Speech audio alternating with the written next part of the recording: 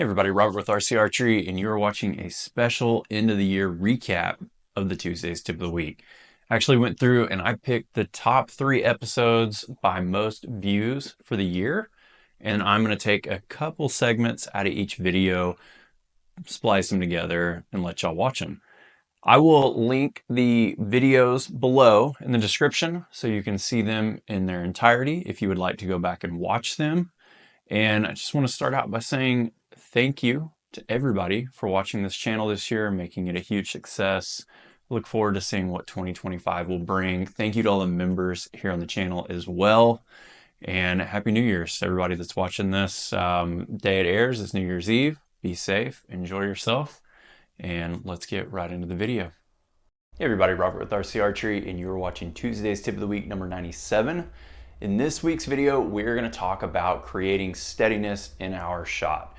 All right, now let's talk about actually studying our float and what is happening to the overall movement while we're doing this drill. You can see here, I've got a couple different views. One is just looking through my scope. That way you can see the movement, you kind of see the target and see what we're going on here. The other one is a Mantis program. And keep in mind, Mantis program, where that X is in the middle, is where the shot fired. So it doesn't always mean that it's necessarily the middle of the target. So keep that in mind. What I like to do when I'm looking at this is just look at the overall movement. One thing that we want to talk about and look at here is keeping the balance of the tension in our bow hand and our release hand even. If you start overpowering this with just your bow hand or your release hand, you will start pushing yourself to the left of the target if you're using more bow hand, or you'll pull yourself to the right of the target if you're using more your release hand for a right-handed archer. Now, when we're doing this and it's slow, we're trying to keep them more even and keep the pressure increasing evenly between both hands, and then watching what is happening with the overall movement. Again, we're not worried about shooting a shot here. We're not worried about where an arrow will land or anything like that. This is just a starting point.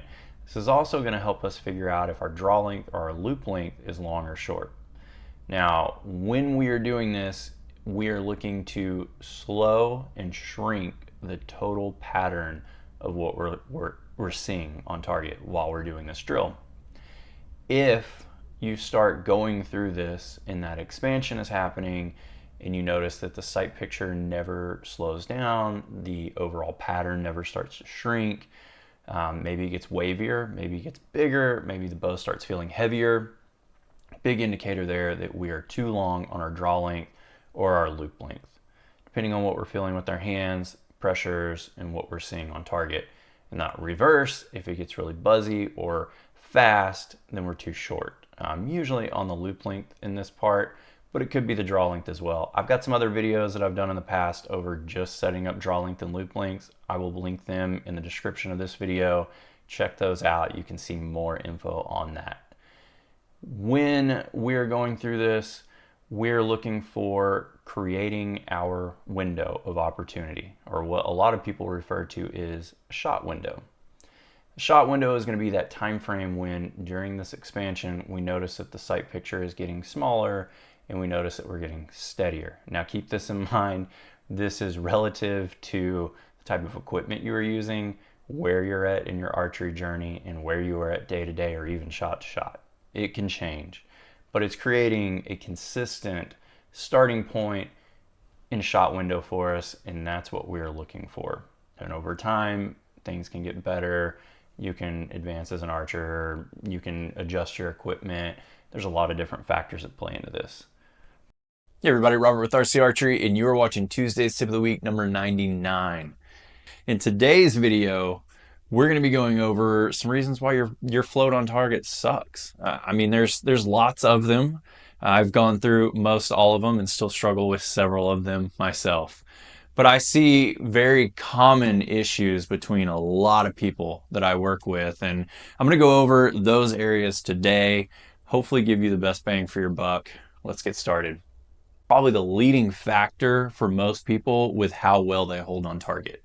And you can screw this up in a lot of different ways. So what we're going to focus with today is a couple areas to set the shoulder in place and then also be able to adjust the bow's draw length to get that shoulder in its optimal position.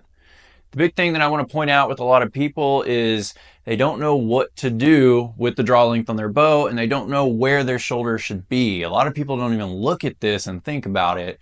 But even as you start getting into the realm of this and start looking at where should my draw length be, what should my shoulder feel like, and if you're getting that up and down wobbly float, or if you're just getting really big swoopy float motion, something like that, a lot of the times it's the shoulder. So I'm going to show you a couple different clips here. This is my bow set up with an optimal draw length for me, but I'm going to show you where if I'm a little bit pushed out on the shoulder, what that looks like here and how the string won't come to my face. And somebody would diagnose this looking at it and say your draw length is too short. You need to lengthen it out. You can lengthen that draw length out. It's still not going to help you hold steady on target if that shoulder is stretched out and if you're too far out with that joint, because there's nothing there to hold that joint in place anymore. Your stabilizing muscles won't hold it. Your core is not going to hold it, and you're going to cause yourself problems. In reverse, now in this clip, you're going to see me drawing back the same bow with the same setting for the draw length. This time, I'm going to scrunch my bull shoulder up. And when I scrunch the shoulder up, the string's going to come back behind my nose. It's going to be on the side of my face. And a lot of people at this moment are going to say your draw length is too long, shorten your draw length. But if you do that and the shoulder is scrunched up like that, you're not going to be able to hold well on target, because that shoulder being so far scrunched up is creating a couple different issues. One, it's held up, so the socket itself is not in a natural position. It's actually scrunched up. You're probably going to long-term notice some pain in your back and your neck and your shoulders, some things like that. But it's also not going to allow you to be able to get your release hand back and get that scapula on the release side moved over into your spine very well, because your muscles and your scapula on the bow side are shoved over. So it's going to create some problems there. Now, how do we know what to do with this? Well, that's an easy one. Hey everybody, Robert with RC Archery. You're watching Tuesday's Tip of the Week number 96. In today's video, we're going to be going over 3 different areas that may be causing some up and down bobbing on target, or cause you to be holding low on target. So what we can do to combat that is also going to help us seat the shoulder joint as well. And that's just having a correct draw motion, where we actually start with the bow arm slightly above the shoulder. And the reason we want to do that is because as we are drawing the bow back, it is transferring the weight all the way to our core and our mass of our body. This is going to start seating every joint, our wrist, our elbow, and our shoulder, and it's going to allow those joints to actually work for us and stabilize the motion that we're seeing on target, and it's going to take out the little liquid air gaps and everything in those joints themselves. Once we get to full draw, we still want to have that bow hand just above the shoulder, or at the very minimum level with that shoulder. And the reason we want to do this is because we need to think of this like a seesaw, and the way that the weight of the bow itself is affected by the height compared to our body. If our bow hand is at the shoulder height or above it, the weight of the object that we're holding, our bow, is transferred to the core, to the center of our body. So it's easier to hold that bow up. If we have the hand down below the shoulder, then that means that we're actually taking all of that weight of the bow and we're transferring it to the hand, and we're relying on the arm, our core muscles, and everything with our neck, back, stuff like that, to hold up the bow by itself. The bow is going to feel massively heavier. It's going to be much harder to have a steady aim on target in your sight picture. It's all going to just fall apart for you.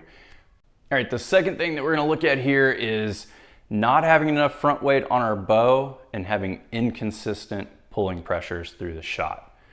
A lot of the times you see this with a hunting bow setup especially, but even on target rigs, this is very popular that I see from time to time as well. And it's just not having enough weight on the front of the bow to combat what we're pulling. If you look at this from an equilibrium standpoint or a seesaw standpoint, if you want to look at that analogy like we did in the last episode or the last segment here, if we are taking a bow that is balanced at brace, so when we're not holding it back at full draw and it's just balanced, and then we start pulling back on it, that bow is going to want to rock and pull up off the target. So we have to actually have weight on the front of that bow to help combat that. As a side benefit, that weight on the front also minimizes what we see a lot of the times with left and right pin movement, but it can dampen what we're looking at overall as a sight picture and some bobs and messed up jerks and tendencies that we may have. It won't show as big downrange when we have that weight. You don't want to go too extreme with this, obviously, but having that weight out there until you see the sight picture not moving and darting left and right as bad will typically mean you have enough front weight. But another way that we can check this is by studying our float and what we are seeing on target. Now, what we're seeing here is through the Mantis program. This is a program that tracks data through our shot. This is actually attached to my bow while I am aiming and while I'm shooting. Hey guys, real quick, while I was editing, I realized I didn't explain this program, and this isn't gonna make sense if I don't. So when this program, the way that it works is wherever the shot broke, it deems that as the middle of the target that you're seeing on this program. So just keep that in mind when we're looking at the bobbing up and down or the holding high on target and the shot breaking. I was actually above the middle when the shot broke, but it's going to show that it was on the middle on this program. So it's actually going to show the float being below the middle, but just creeping up and then it happening in the middle right at the end. So keep that in mind. Same thing with the bobbing up and down. That one's a little easier to see, but just wanted to give you a heads up on that. This is going to be an example of just not having enough front weight. And if I pull into my shot, steady myself up, and work through my shot, you will actually notice that my pin is starting to drift and go above the center of the target. And that's because I don't have enough weight to counterbalance what I'm pulling. Now, a lot of the times what happens with people is they notice this happening and then they start to relax either their bow arm and they are not holding the bow up as steady as they were before. Maybe their shoulder muscles are disengaging, or they start to lessen their pull on target. Now, this is especially important if you're a resistance style release shooter. It's going to make it very hard for you to actually make the shot happen, or if you're trying to use back tension to fire release, this is going to make it very hard for you as well. And you'll notice here that as I am seeing my pin go up on the target, I'm actually relaxing and it's causing the pin to come down, but it's creating an excess effect to where the pin is going below the middle, and then I'm having to create more tension back in my body or lift the bow back up, and I'm overcorrecting and it's causing a lot of bobs on target. And then in some cases I've seen people, when this happens to them, they'll freeze low and below the target because they start to have some aiming anxieties happen and some other factors working in as well, and they just can't pull anymore and create some issues. So we want to make sure that we are loading the front of the bow up with enough weight to counterbalance the pull that we're going to have on target to either steady our shot if we're a stagnant style shooter and holding in place, or to counterbalance the pull if you're trying to use back tension to execute a release. All right, everybody, thank you again for watching all of these videos that we've been putting out this year. Big things to come for next year, like everybody always says. But I appreciate each and every one of you for watching this video and making this something special that we can all be a part of. One more thing to be able to put this out, same as last week. If you were watching to this point in the video, comment down below archery vision. Just let me know that you were watching to the very end of the video. I want to do something fun. Archery vision in my creation of this project was to create that as like our little club name, moniker, whatever you want to say, for everybody that's helping everyone with archery. It's not just me doing these videos and giving tips and going through all this. It's everybody that's watching them, sharing these videos, liking the videos so the algorithm picks them up, making the comments down below, and using the information here and helping and passing it forward to the next person that needs it. So appreciate you again for watching. I'll see y'all soon.